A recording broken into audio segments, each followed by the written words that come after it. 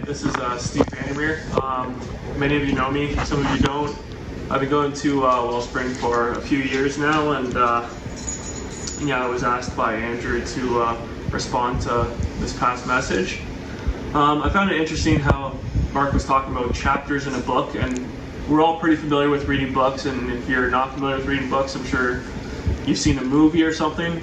And usually we don't know the ending, and it's because of that we get caught up in it, and that's what makes it interesting, is through the process, just finding things out along the way. And that's like where our emotions kind of get caught up, and they go through the highs and through the lows. It's just like that in life, where like sometimes we're just focused on our current situation, and we get caught like in low points, or we get caught in high points, and sometimes we lose sight of the big picture. And like when we get in those lows, sometimes we can ask questions like, God, where are you in this? Like, what's going on? I don't deserve this. Like what's this all about, right? And sometimes it's during blessing too, right? Like it could be in a relationship, and you're like, oh, like we're having difficulties in this relationship, but you got to remember you have that relationship.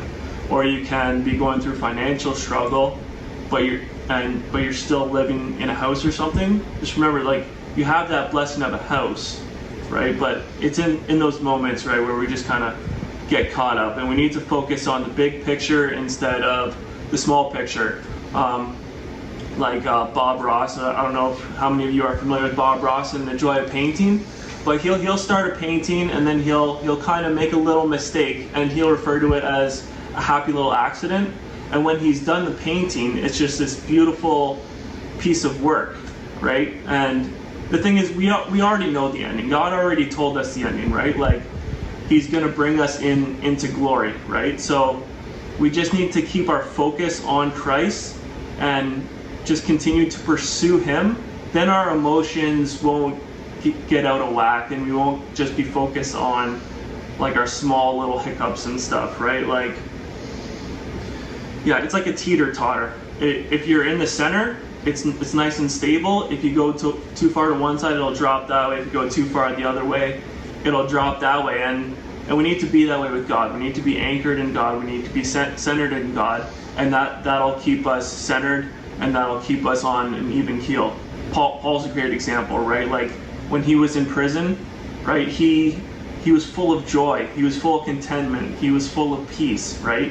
In the midst of suffering, if we suffer on behalf of Christ, it's considered a blessing, right? So we just need to focus on God, and everything will be centered, everything will be peace, we'll find contentment, and we'll be all right. Just remember that, like, it's not just a chapter you're in, it's part of a bigger picture, it's part of a bigger book, and we already know the ending.